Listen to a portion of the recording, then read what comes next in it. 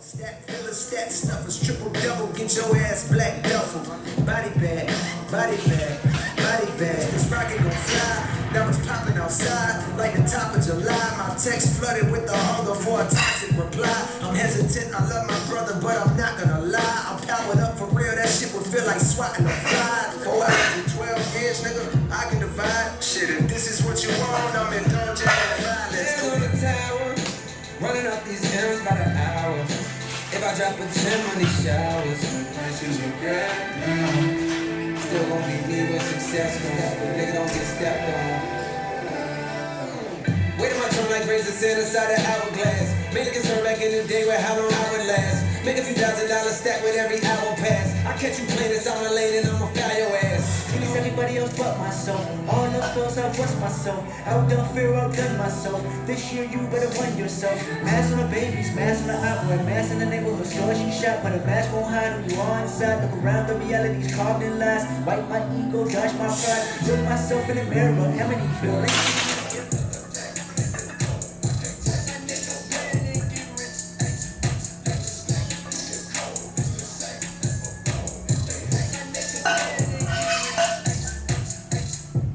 summertime, it be mothers crying, talking out of line, you get undermined. It's some real niggas here that wanna die.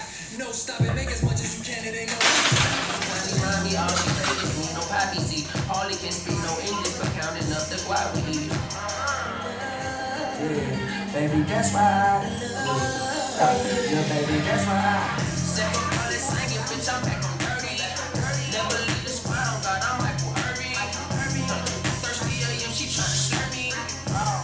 Can't live this life, you don't deserve it. I've been working, your drive a house. Got me a whole drive a house. Run the world with no kind of mouth, and then find something that I can find it all. Bad bitch do like my name was Simon, y'all. Netflix is Beautiful black lights inside of that coffin. We gotta realize it's toxic. Ever stick up, put the sticks up and stick together through harshness. We already exhausted, cause I'm always living as living targets to these artists. Now we gotta watch the many signs of us coughing. And I got asthma, gotta be cautious. Ironic, now I can't run it up. Show money to turn to no money, just to sum it up.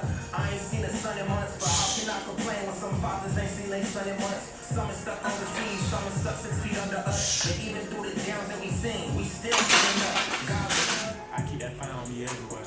This one nigga talk on the internet, but when we turn on this block, he ain't know that. All them little boys be trying to act gangster, that's why when they die, I'll never tell. We in the middle of summer, but niggas be stepping this shit for like February. Yellow diamonds, they canary. Twisted, came from the bottom and I made it to the other side. Now I ain't even no fair. Fact, I was be smoking on niggas, they ain't step on them niggas. Funny Jim Carrey, straight up. Stones in my ear, they BBS certified. Bitch, I can hear you clear. Oh God. Big 4 well, we ain't beating my hoes, nigga. Don't bring that shit in. Leave your phone.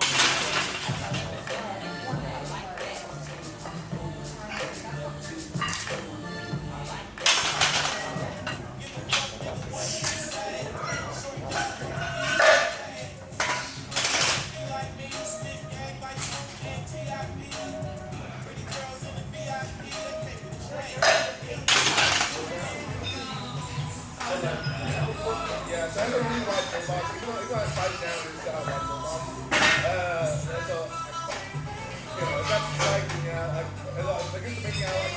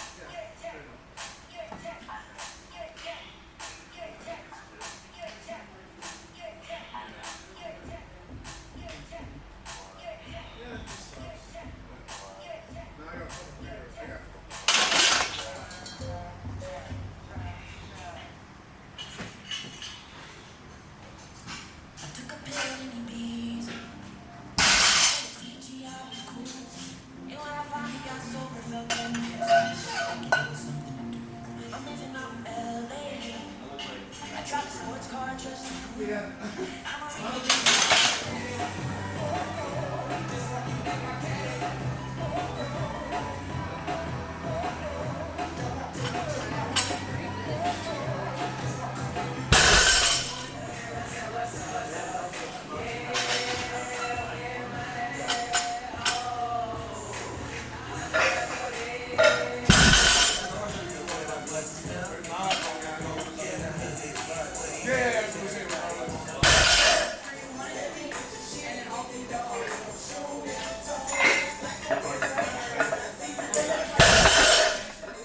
What's up, guys? Marcellus Williams, aka TheSwolefessor, education on health and social well-being. Welcome to episode 5 of the Essence of Powerlifting, the prep series for the Lone Star Strength Classic meet that I will be competing in 7 weeks from today on May 25th. I suck. like, dog. I've been going through so for those of you who don't know, right? When I do YouTube videos, right, whether even if I'm talking about like informative videos, stuff like that, I typically don't really outline things necessarily. I have an idea of what I want to talk about in my head, kind of what I want to take you guys through with the workouts and the video stuff like that. But I kind of like I press record and just go, right? And I've been sitting here thinking like, man, how do I want to start off this video? How do I want to go about it? And nothing comes to mind other than I suck. like, and I'm in a better headspace with everything at this point now, so I can kind of laugh about it. But basically, not for anything today. You guys saw today. Today was smooth, easy. Week 1, day 1. Feeling a little bit more beat up, but that's to be expected because of how this past week 4 went. But yeah, just this past block was interesting. When I last talked to you guys, we were still in Reno, Nevada for Powerlifting America, I believe. And, you know, that was like my week 2.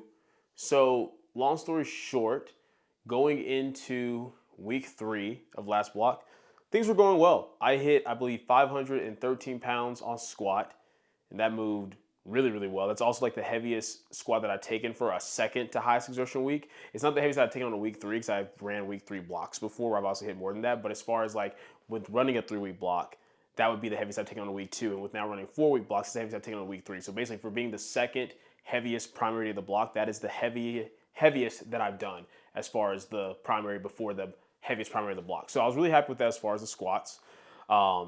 Bench press, I believe I loaded like 352 pounds, and it felt a little bit weird because my shoulders slipped a little bit on the way down, just because I was on one of the benches at Lone Star that's like a little bit more worn out compared to the others. And I'm mad at myself about that still to this day because I knew that and I meant to swap the benches out when I was done squatting. I just forgot to do it. But regardless of that, it's one of those things, which I'll touch on this later, but it was one of those things where I was just like, even with the shoulders slipping a little bit, they should have moved quite like that. It should have not been, like I got it, at no point I think it was going to fail, but it shouldn't have been quite that difficult to recover from it. And then on the deadlift, I think I hit like 573 pounds or something like that, I'm pretty sure, for the week 3. So the week 3 primaries all went, honestly, all in all incredibly well. You guys can see that I was in the advanced shoes, the latest version, the Apex Power version 2s, which feel amazing. You guys have seen my full review over the very first versions, and then if you follow me on Instagram, you saw me do a brief review over the 1.5s. The version 2s are great. Like, I already said the first version was, in my mind, the best 3-in-1 shoe as far as like if you're really looking for a shoe where you can do all 3 lifts in. If you're someone where you want to hyper specialize, like with the Hyper V's for the bench press, or maybe like me where you're squatting, I squat in the ones for a very particular reason, then it's like, okay, maybe you'll do that. But if you're just looking for an all-around 3-in-1 shoe, it's the shoe. The good news with the version 2s is it pretty much fixed every issue that I had or any reason I would have to choose a different shoe. Like with the squats, I feel very stable, right? Like I do in the ones. But due to how they kind of adjusted like the heel of the shoe to where it's like fully more flattened out, it just feels a lot better for me now compared to the previous versions. So I'm able to squat in these. I've been squatting in them ever since, and they feel great. For the bench press, the only thing is, you know, the Hyper V's, in my mind, still have better grip than the OG Apex Power shoe. Compared to the 1.5s, we're kind of comparable, but the Hyper V still edged out a little bit for me. These, as far as grip, feel just as good as the Hyper Vs. Like, at this point, the only difference is if you want your foot to feel more elevated, you'll go with the Hyper V. If you want your foot to be more flat, you go with the Apex version 2s. So I'm good to go with it on bench. And then deadlift, on this particular day, it felt like okay. It felt like I was still like a little bit not quite as close to the ground as I wanted to be. And then I realized, oh, I didn't take the insoles out. So once I took those out, I was good to go. So I'm using the advances for all 3 lifts now. So a little update as far as that. But yeah, like I said, everything felt fine as far as the overall primary day. The secondary days were awesome. Nothing crazy to note except for the week 2 secondary squat day. You guys already know from last video, I talked to you about how we've dropped my 3rd squat day.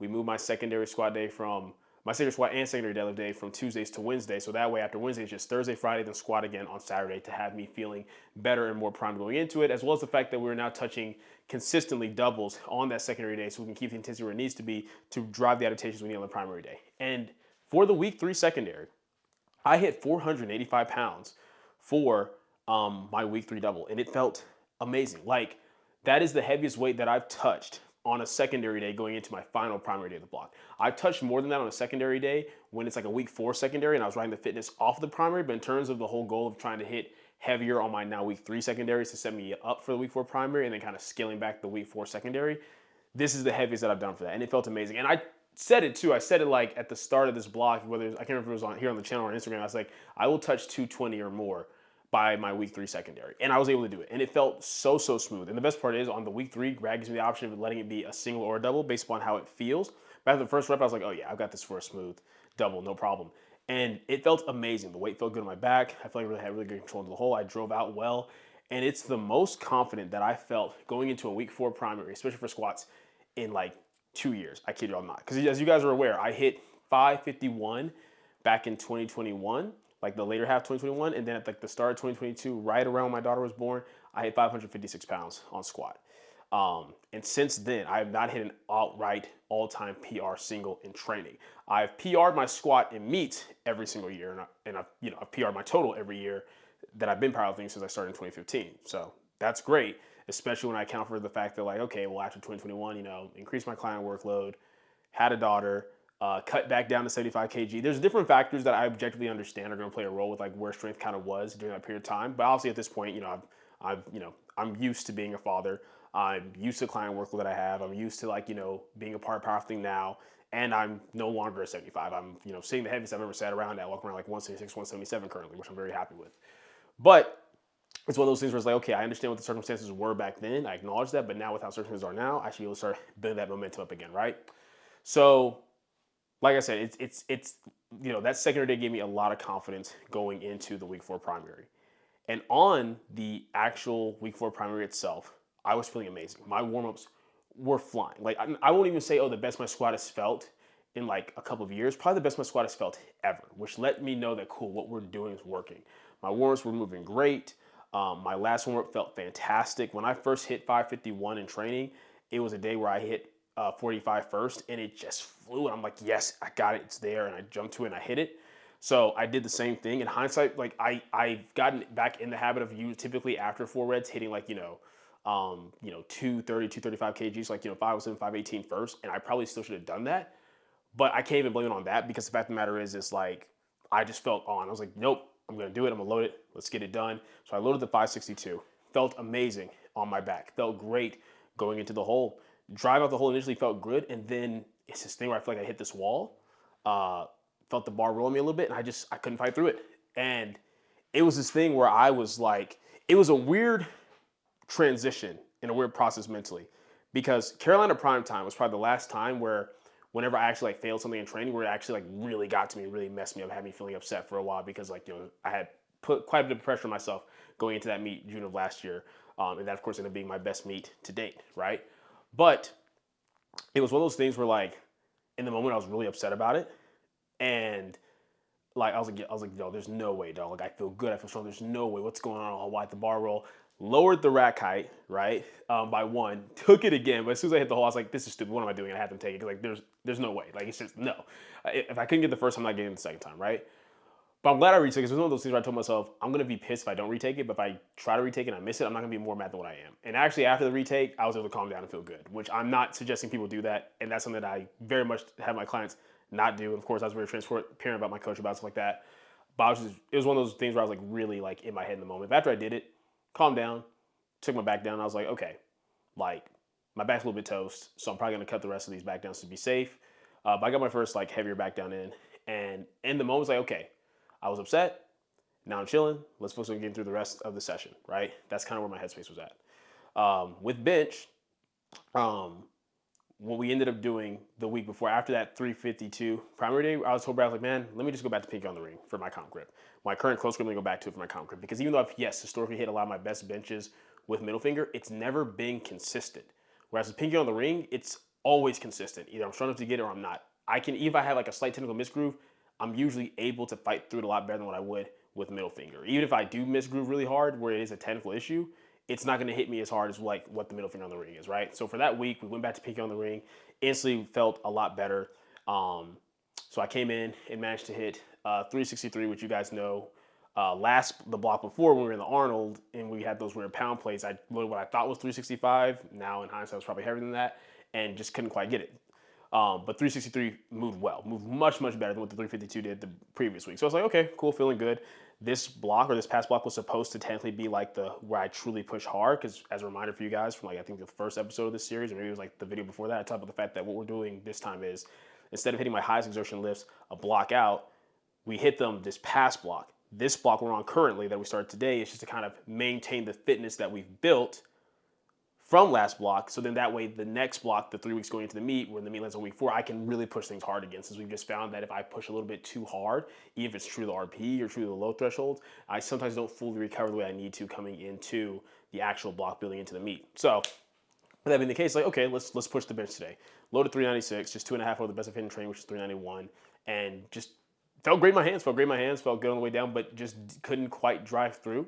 And I think a big part of it is just me continuing to I had to get used to that long range motion, get used to pinky on the ring, but I'm not switching it. Like I will never abandon the true gripper grade because it just feels so much better and it's felt so much better since then. So bench I wasn't mad about, wasn't even remotely frustrated about that. And then with deadlifts, basically what we decided to do to test it out so we just know was, okay, after I have a very big heavy squat and then historically have heavier squat back downs, the deadlift can just feel really beat up on that day, even if I'm able to manage it. So we decided, okay, we're going to only on the week 4s, not all 3, because obviously my first 3 weeks of this block, my primary deadlift was on the Saturday for the primary SPD. But for the week 4, we tried switching it. We're okay, now let's put the secondary pull work on this day. So I think I did like 190 for a 2x1, and let's put the secondary pull on Wednesday. That was a mistake. We tried it just to see. It was a mistake because even though my legs feel a lot better, because on the week 4 secondary squat, it's a super light, easy squat. So going to deadlifts, my legs feel pretty good. My back was just too toast from the cumulative fatigue. And it was probably even worse because I took 2 squat attempts on that Saturday, because coming in onto that Wednesday, it just was not on. Like my corporal warm-ups were good. What was supposed to really be my last warm-up, I jumped from 4 reps to 5 reps, very casual jump for me. You guys have seen me jump from you guys have seen me load like 584, no warm-up and smoke it. But I jumped to 5 reps, 595, and I couldn't even break the floor with it. And I know it wasn't a tech issue. Tech felt very good and locked in, but I was just smoked. My back was just too smoked. So that was very frustrating because it's like, I can't remember the last time in my training that I failed a sub 600 deadlift. Like I truly can't remember it. That's how insane that was to me. So yeah, like I said, I suck because like I failed all 3 lifts for the week 4 primary. But the thing is, like, after, I talked to Brad about it, I was talking to my wife Amber about it, I was talking to Petrie, talking to Brie, like those are kind of the people that I talk to when it comes to training, which is actually, like, funny enough, of course, I talked to Brad, my coach. I talked to my wife to kind of, like, express more of my subjective feelings towards training, then I have more of an objective talk with Brad. But of course, I can also express my feelings to him as well. I talked to Bria because, like, she is somebody, like, that's my sister, and someone's been my best friend for, like, most of my life, so we can just talk about different things as we're both powerlifters, and I also coach her. And then I talked to Petrie just because Petrie and I have kind of been through a lot together as coach and client, but also it's just like fellow lifters, and he can kind of relate to some of the stuff that I'm going through. And after talking to all of them, it came down to me understanding, like, you know what? There's nothing to fix. There's nothing to change. I just need more time with this setup. Like I said, it was the strongest that I felt in my life going into the squat. But I also haven't had 562 on my back in like 2 years. Like last time I had that on my back was legitimately like 2022, I'm pretty sure, was the last time that I had that weight on my back. 396, I can't remember the last time that I've tried to touch like 390 plus on the bench. It was like a year or 2 ago. So it makes sense, right? I just need more time getting those type of exposures, which the whole purpose of everything we've changed with the structure is that, like I said, we got the structure as far as the programming down this past prep, but we've been able to really refine it this prep in terms of like this, what we need as far as intensity on the bench, what we need as far as intensity on the secondary squat day, like, and there's nothing to fix or change. And same thing with the deadlift. Like I said, we tried that just to kind of see, but there's nothing to change the deadlift. Keep the primary days on Saturday, keep the secondary days on Wednesday, and just know that, hey, if my deadlift takes a little bit of hit in training, as I know it will, it'll show up big on meet day. And my tech's the best that it's been on my deadlift right now. Like, no doubt, the adjustments we made to that, everything's good. The only thing to kind of work on a little bit is you guys probably noticed today, my squat is a little bit closer just because sometimes when I get under heavier loads, I kind of accidentally widen more than I mean to. And what Brad believes is happening is like, I'll come and I'll hit the hole. When I drive up, I can't quite drive through that sticking point. And because I can't drive through it and I'm fighting against it, then the bar tends to roll and collapse me because I'm just almost too wide to like let my quads do the work that they need to do. And even though, I've had like a wider stance before, it's different when you have it and you're training it consistently. So when I'm lighter, it feels good. But when I'm heavier, being too wide doesn't feel as good, actually. Being a little bit more stacked feels better for me to drive through. So really tried to emphasize that today, which felt good. I have to also get used to the extra range of motion on my back, but the quads and the ability to drive through feels fine. But besides that little technical thing on the squat, there's not anything to change programming wise. And that's the big thing that's kind of also made it frustrating though. It's like, dang, there was nothing to fix. I just didn't have it. Like I'm not there yet. Like, and it's frustrating because on paper, right? It's this thing where it's like, hey, you just made some of these changes this block. So you are going to need, in the same way I would tell a client, you need more time with the changes made to get the results you want. Even if you make the correct changes, you need more time with it. Your head, the needle's clearly moving in the right direction from how strong I felt, but I just need more time touching these heavier loads again and getting used to like this exposure, right? And the good thing about me is, despite the fact that I am not leveraged well for any of the 3 lifts, I do make adaptations very quickly when I am consistent with the exposures that I'm getting. The problem is we haven't had that for a while, and it makes sense, right? Like in 2021, when I PR'd every single block for the entire year, it's like we didn't change anything. It was just repeating the same setup over and over and over, just building upon it, right? And that was also like the first time where I was like starting to fill out the 83 kg weight class before they switched all the weight classes and stuff like that. Once again, I had less clients. My daughter wasn't born yet, so I just had all these perfect variables lined up, right? But then obviously after increasing my workload with clientele, starting Powerlifting Now, and having a daughter, stuff like that, and then cutting back down to 75, we had to change that structure to something that was going to allow me to still maintain and build some momentum at a lighter body weight, which we did. We figured that out for Carolina Prime Time. But then after that meet, since coming back up in weight, we found that trying to go back to that structure we had before, for whatever reason, I just wasn't getting the same response. And it more than likely it's just due to the fact that even though, yeah, I'm back to the weight I was at back then, or actually heavier now, the lifestyle circumstances were different, right? In terms of how often I'm traveling, how much I'm doing throughout the day. It's just different, right? So basically what we've been doing since June of last year is changing, refining things to try to find like that perfect block layout for myself. And we found it. Like we found the overall structure of it, like I said, last prep going to that January meet. And since then we've refined it now. But now there's nothing to change. And the worst thing that I can do is try to, and it's cool because we really looked through everything and we're like, no, there's nothing to change, which is good because you still want to make sure you're adjusting what you need to. But at this point, it's like, I just need more time and I need to work. The reason why it's frustrating though is because even though I can say, like I said, oh yeah, well, we only made these changes to this block and we've been getting the knee in the right direction with all these different changes, it doesn't change the fact that for me in actuality, regardless of what change we made this block, it still feels like, yo, but it's been 2 years and all I went for was 2.5 over my best squat in training and I wasn't able to get it. Same thing with the bench. That can really mess with you mentally and be very frustrating, right? To the point where at one point, like I was like, man, do I even want to like do this YouTube video and just move on? And like, and I only say that for the sake of transparency for you guys to know, because I think it's really easy when you watch certain people, look up to certain people, whatever it may be, to almost get caught up in how they carry themselves and how they go about things, where you just get used to that and you don't get to always hear or see like the things that are going on in our minds. Like for me, right, I'm all about transparency on this channel, showing you guys everything, the highs, the lows. I mean, that's the essence of powerlifting, right? That's what this prep's all about, showing you everything. But that doesn't mean that it's always easy. It doesn't mean that I wasn't tempted to be like, I'm just going to scrap this and move on to the next one. But of course, I'm not going to do that because I want to be true to myself and to you guys and to my ethics and values with this level of transparency. But it's very frustrating because it's like, dog. And of course, like I said, on paper, we know that I tell my clients, what we do in training doesn't necessarily matter other than to give us data for what we can do on the platform. What you do on the platform, what you do on game day is what matters. Training is just practice. And that's actually something that Peter and I plan on doing a video about, where we kind of break down our thought process behind that and what we think people need to shift their mentality with to have a healthy relationship with their training to be better prepared for meet day. But with that being said, like I said, yeah, when I look at it on paper, like I said, I've PR'd my total every single year that I've been powerlifting since 2015. I'm very happy with that. The day that stops is when I'm like, I might be done. Which is why this meet matters so much, because I don't, like, this is my second meet for the year and the only one I plan on doing. I was set to PR the total very fat in January, but as you guys know, got really sick right when it came up. The most I've ever been as far as having a viral infection, a bacterial infection, like a couple weeks before the meet. So obviously that didn't go down.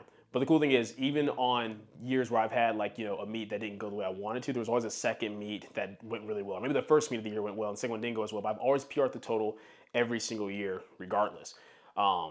And I still plan to do that coming into this meet.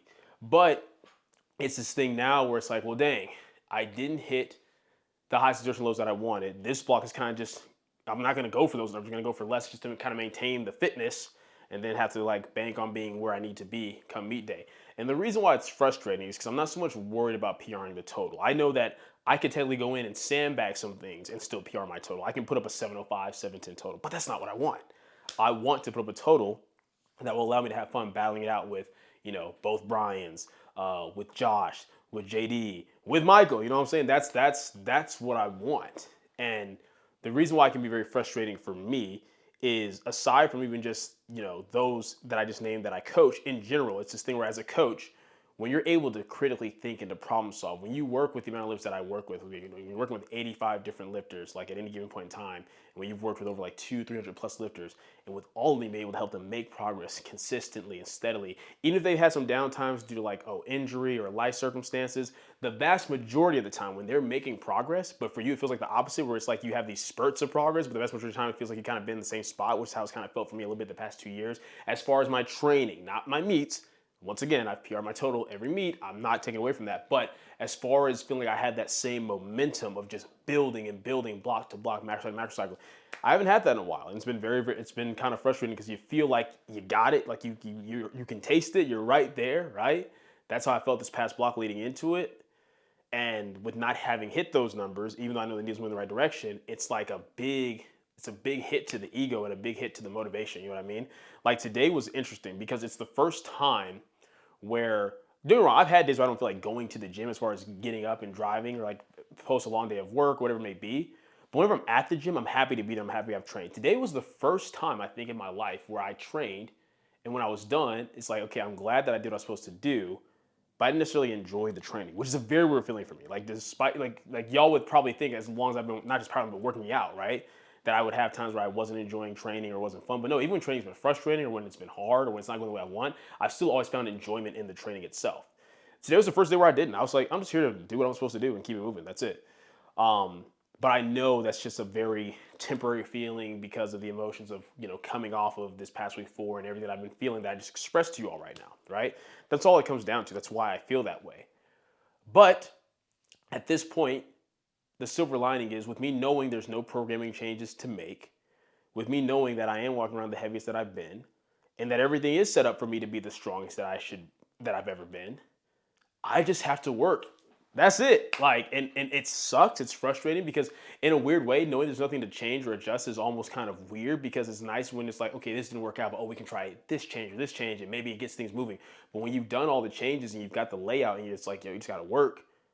It's like, oh dang, I just gotta work. Not to say that I haven't been. You guys know I push my training hard. I work hard. That's the thing that's frustrating too. When you've been putting in work day in, day out, giving it your all, but maybe you've been putting in the effort into the wrong type of thing because the structuring wasn't where it needed to be to get you what you want. It's like, okay, well now I got to keep that same energy of working with the right structure, because it's only been a short amount of time with that structure, even though it feels like, yeah, but I've been working so hard for however long. But that's part of powerlifting, unfortunately. It just is what it is, right? And like I said, a lot of things that have me struggle as a lifter would make me a better coach. But this is one of those things where I got to now take all those things that I've learned as a coach, as a lifter, combine them together to set myself up for the best meet day possible that I can in 7 weeks. And it's like, historically speaking, some of my worst preps have led to my best meets. Like Carolina Pronto, as you guys might remember, was rough. I had like a little a quad injury for a little bit. Was failing some of my higher exertion lifts, was dealing with just different mental and emotional stuff going on at the time.